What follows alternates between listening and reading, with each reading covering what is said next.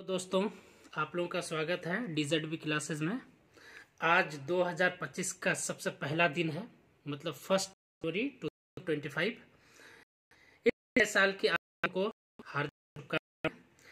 तो मैंने सोचा कि इस नए साल में लोगों के लिए नए वीडियोस के साथ आया जाए। तो मैं पहले सोचा कि 11th NCERT आप लोगों को पढ़ाया जाए।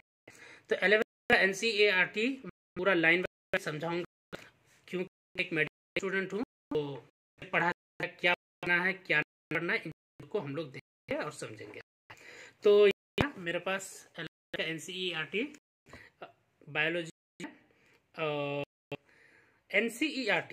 तो पहली बात कि बहुत सारे स्टूडेंट तो NCERT पढ़ लेता है, लेकिन NCERT का फुल फॉर्म पता नहीं होता है।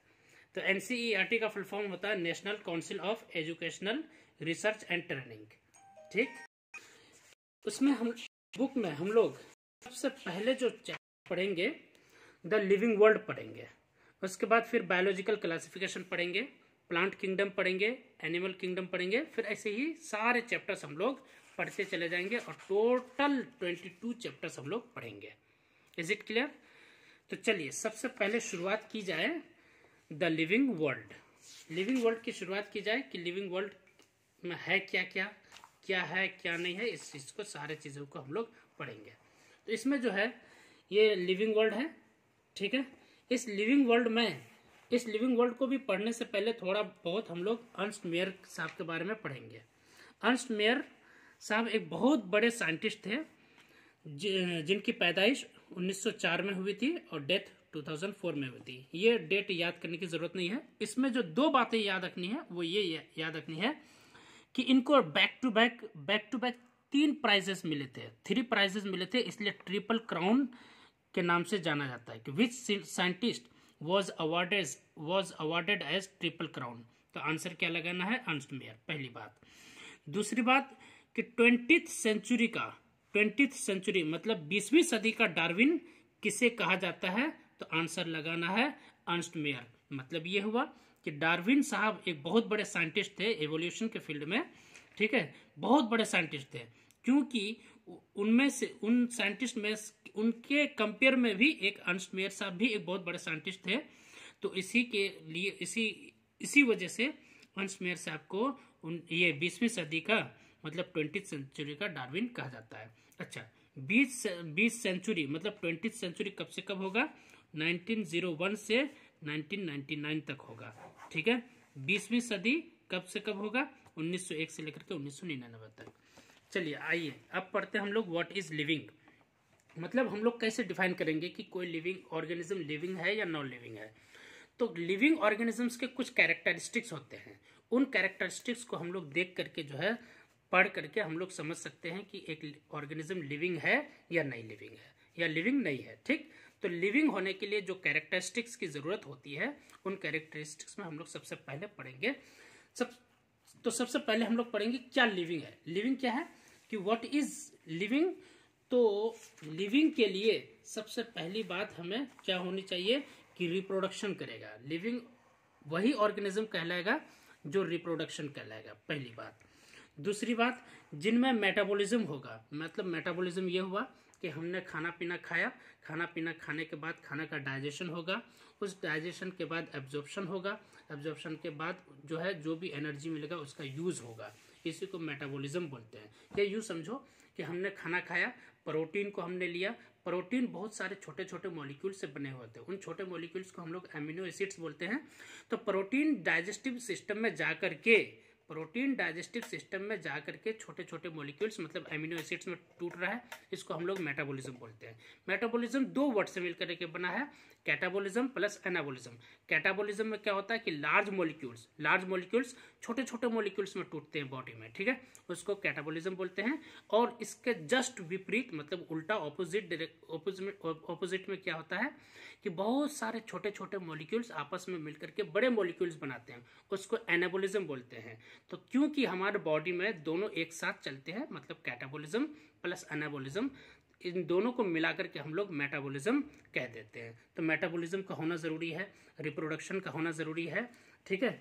उसके बाद सेल का बना हुआ होना जरूरी है, ये तीन बात हो गई। और कॉन्शियसनेस होना जरूरी है कि भाई सराउंडिंग्स में क्या क्या हो रहा है, क्या क्या नहीं हो रहा है, इन चीजों का ध्यान रखना मतलब कॉन्शियसनेस कहलाता है। और कॉन्शियसनेस का होना जरूरी है लिविंग ऑर्गेनिज्म में। चलिए 4 बात हम लोग ये पढ़ लिए। उसके बाद और पढ़ेंगे कि जो है सबसे पहले हम लोग पढ़ते हैं कि ग्रोथ क्या होता है। एक वर्ड लिखा है ग्रो। हाँ तो लिविंग ऑर्गेनिज्म जो है, लिविंग ऑर्गेनिजम्स ग्रोथ भी शो करता है। लिविंग ऑर्गेनिजम्स क्या शो करता है? ग्रोथ। तो ग्रोथ क्या होता है कि ग्रोथ मास और नंबर, क्या चीज का मास? सेल्स का मास और सेल्स का नंबर बॉडी में है। हम लोगों का बॉडी है तो हम लोगों का बॉडी का मास बढ़ेगा। मतलब हम लोग जब पैदा हुए थे तो लगभग 3-3.5 kg के पैदा होते हैं, ठीक है। लेकिन धीरे धीरे धीरे 5 साल 10 साल बाद हम लोग का मास बढ़ता जाता है। 14 kg, 20 kg, 50 kg, 60 kg, 70-80 kg के हो जाते हैं। तो मास हमारे बॉडी में बढ़ता जाता है, पहली बात। दूसरी बात, ये मास क्यों बढ़ता है? क्योंकि हमारे बॉडी में नंबर ऑफ सेल्स बढ़ता जाता है। समझ में आ रही बात? नंबर ऑफ सेल्स बढ़ेगा तो सेल्स के अंदर में साइटोप्लाज्म बढ़ेगा, तो इसलिए सेल्स का वजन और नंबर बढ़ेगा। तो सेल्स का वजन बढ़ने के कारण बॉडी में मास भी बढ़ेगा। तो व्हाट इज ग्रोथ? सबसे पहली बात पूछेगा कि व्हाट इज ग्रोथ। तो growth is defined as in increase in mass and increase in number of the cells. ठीक है, ये 2 बात हो गई। तो ग्रोथ होना जरूरी है, ठीक है। जो ऑर्गेनिज्म में ग्रोथ नहीं होगा समझो कि वो और लिविंग ऑर्गेनिज्म नहीं है। किसी भी नॉन लिविंग ऑर्गेनिज्म में ग्रोथ नहीं होता। जैसे ये मेरा पेन है, अगर मैं 10 साल बाद भी अगर इस पेन को देखूं तो इसमें कोई ग्रोथ नहीं होगा। नहीं इसका मास में चेंजेस आएगा, नहीं इसका नंबर में चेंज आ जाएगा। ऐसा तो है नहीं कि एक पेन से 2 पेन बन जाएगा, मतलब कोई भी चेंजेस इसमें नहीं आएगा। इसलिए इसमें कोई भी ग्रोथ देखने को नहीं मिलेगा। चलिए दूसरी बात करते हम लोग कि रिप्रोडक्शन एक मैकेनिज्म है जो कि लिविंग ऑर्गेनिजम्स शो करते हैं, ठीक है, पहली बात। दूसरी बात यह है कि सारे लिविंग ऑर्गेनिजम्स रिप्रोडक्शन करेंगे ऐसी कोई जरूरी नहीं है। फिर से सुनिए, बहुत इंपॉर्टेंट बात है, ये बहुत इंपॉर्टेंट कॉन्सेप्ट है। कॉन्सेप्ट ये है कि सारे लिविंग ऑर्गेनिजम्स रिप्रोडक्शन नहीं करते हैं। मतलब कहने का मतलब ये है कि लिविंग ऑर्गेनिजम्स रिप्रोडक्शन तो करते हैं लेकिन सारे लिविंग ऑर्गेनिजम्स रिप्रोडक्शन नहीं करते हैं। जैसे कि कपल्स की शादी हो जाती है, शादी होने के 2-3 साल 4 साल बाद भी रिप्रोडक्शन नहीं हो पाता है, मतलब बच्चे नहीं हो पाते हैं। तो क्या हम लोग बोलेंगे कि आप लोग नॉन लिविंग हैं? ऐसा तो है नहीं, हम लोग तब भी वो लोग लिविंग ही हैं, ठीक है। एक एग्जाम्पल ये हो गया, मतलब इनफर्टाइल कपल्स, ठीक है। इनफर्टाइल कपल्स मतलब रिप्रोडक्शन नहीं करते हैं लेकिन है लिविंग ऑर्गेनिज्म, ठीक। उसके अलावा म्यूल एक क्या है कि एक कहता है ऑर्गेनिज्म है जो कि डंकी और डंकी और हॉर्स से मिलकर के बनाया गया है। म्यूल एक जानवर है। म्यूल क्या है? एक जानवर है जो कि क्या किसके जरिए बनाया गया है? हॉर्स और डंकी। इसमें जो है हमने क्या लिया? डंकी को मेल लिया है और हॉर्स को फीमेल लिया है। दोनों का मिलन से एक जो है नया ऑर्गेनिज्म तैयार किया गया जिसका नाम म्यूल है, ठीक। अब म्यूल को बनाने की जरूरत क्यों पड़ी? क्योंकि देखिए क्या होता है कि हॉर्स जो है ना किसी भी काम को तेजी से कर सकता है, ठीक। और गधा जो है, मतलब डंकी बोल दीजिए या एस बोल दीजिए, गधा क्या करता है कि किसी भी काम को देर तक कर सकता है।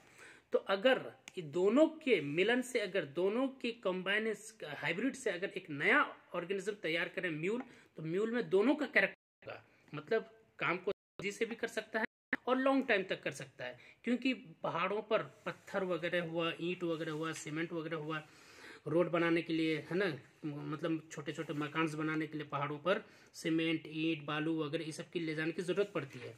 तो उस पर वहां पर जो है ना पहाड़ों पर जो है म्यूल्स का यूज काफी ज्यादा होता है, ठीक है। इसलिए हमें म्यूल्स बनाने की जरूरत पड़ी ताकि भाई ये जो है लॉन्ग टाइम तक काम करता रहे और 10 मिनट का हो गया ना, ताकि लॉन्ग टाइम तक काम करता रहे और जल्दी जल्दी काम करता रहे, ठीक है। इसलिए म्यूल्स बनाने की जरूरत पड़ी। तो म्यूल जो है रिप्रोडक्शन नहीं कर सकता है, मतलब म्यूल अपना बच्चा पैदा नहीं कर सकता, लेकिन लिविंग ऑर्गेनिज्म तो है ना, ठीक। तो कहने का मतलब है कि लिविंग ऑर्गेनिजम्स रिप्रोडक्शन करते हैं, लेकिन सारे लिविंग ऑर्गेनिजम्स रिप्रोडक्शन करेंगे ऐसी कोई जरूरी नहीं है। इसलिए हम लोग क्या बोलेंगे, reproduction is the characteristic of living organism. What is reproduction is the living characteristic of living organism, but it is not a defining feature of living organism, ठीक। वैसा ही है। उसके बाद है मेटाबॉलिज्म। मेटाबॉलिज्म मैंने बताया था, मतलब हमारे बॉडी में बड़े बड़े मॉलिक्यूल्स छोटे छोटे मॉलिक्यूल्स में टूटते हैं, छोटे छोटे मॉलिक्यूल आपस में मिलकर बड़े मॉलिक्यूल्स में कन्वर्ट होते हैं, इसी मेटाबॉलिज्म है। तो एक ऑर्गेनिज्म जब तक जिंदा है, जब तक बाहयात है, ताहयात है, तब तक उनके बॉडी में मेटाबॉलिज्म होता रहेगा। तो रिप्रोडक्शन हुआ, ठीक है, characteristic feature of living organism but not a defining feature of living organism. Metabolism characteristic as well as defining feature of living organism, ठीक। कॉन्शियसनेस, अब कॉन्शियसनेस जब तक एक ऑर्गेनिज्म जिंदा है तब तक उसमें कॉन्शियसनेस होगा। जैसे मान लो कि एक गाय है, उसको अगर शेर अटैक करने आ रहा है, टाइगर अटैक करने आ रहा है, बाघ अटैक करने आ रहा है, तो अब वो क्या करेगा, भागेगा कि नहीं भागेगा, इसी को बोलते हैं कॉन्शियसनेस। तुम बैठे हुए हो, तुम अचानक कोई आकर के कुछ एकदम बिल्कुल जोर से चिल्ला दिया, तो तुम डरोगे कि नहीं डरोगे, सहमोगे, तुम सहम जाओगे, ये भी एक कॉन्शियसनेस है, ठीक है। हरी बात समझ में। तो अपने चारों तरफ का ध्यान रखना कॉन्शियसनेस है। हालांकि एक इंसान कोमा में जाता है तब भी उसमें थोड़ी बहुत कॉन्शियसनेस होती है, हरी बात समझ में। तो कॉन्शियसनेस एक जो है क्या है, कैरेक्टरिस्टिक फीचर है, हरी बात समझ में। और कॉन्शियसनेस सारे लिविंग ऑर्गेनिज्म में होता है, इसलिए कॉन्शियसनेस भी क्या है, डिफाइनिंग प्रॉपर्टी है, समझ में आ रही बात। और हर एक लिविंग ऑर्गेनिज्म सेल्स का बना हुआ होता है, सेल्यूलर ऑर्गेनाइजेशन, तो ये भी क्या हुआ, डिफाइनिंग फीचर। तो सेल्यूलर ऑर्गेनाइजेशन डिफाइनिंग फीचर, ठीक है। कॉन्शियसनेस डिफाइनिंग फीचर, ठीक है। मेटाबॉलिज्म डिफाइनिंग होगा, रिप्रोडक्शन कैरेक्टरिस्टिक फीचर तो होगा लेकिन डिफाइनिंग फीचर नहीं होगा, हरी बात समझ में। आइए ग्रोथ, सारे लिविंग ऑर्गेनिजम्स में ग्रोथ होते हैं, तो ये भी एक डिफाइनिंग फीचर तो होगा। तो समझ में आ रही बात, यहाँ तक समझ में आ गया होगा कि मतलब ये कैरेक्टर, ग्रोथ भी कैरेक्टरिस्टिक फीचर, ठीक, रिप्रोडक्शन भी कैरेक्टरिस्टिक फीचर, मेटाबॉलिज्म भी कैरेक्टरिस्टिक फीचर, सेल्यूलर ऑर्गेनाइजेशन भी कैरेक्टरिस्टिक फीचर, कॉन्शियसनेस भी कैरेक्टरिस्टिक फीचर। लेकिन इनमें से कॉन्शियसनेस डिफाइनिंग प्रॉपर्टी भी है, मतलब सारे लिविंग ऑर्गेनिज्म में पाए जाएंगे, ठीक। सेल्यूलर ऑर्गेनाइजेशन डिफाइनिंग फीचर है, मेटाबॉलिज्म डिफाइनिंग फीचर है, रिप्रोडक्शन सारे लिविंग ऑर्गेनिज्म में नहीं पाए जाते इसलिए डिफाइनिंग फीचर नहीं है, ठीक है। ग्रोथ सारे लिविंग ऑर्गेनिज्म में पाए जाते हैं इसलिए डिफाइनिंग फीचर भी है। उसके अलावा थोड़ा एक और छोटा सा बचा हुआ है कि कॉन्शियसनेस तो हमने पढ़ लिया। कॉन्शियसनेस के अलावा होता है एक टर्म सेल्फ कॉन्शियसनेस। क्या होता है बच्चों, सेल्फ कॉन्शियसनेस, है ना।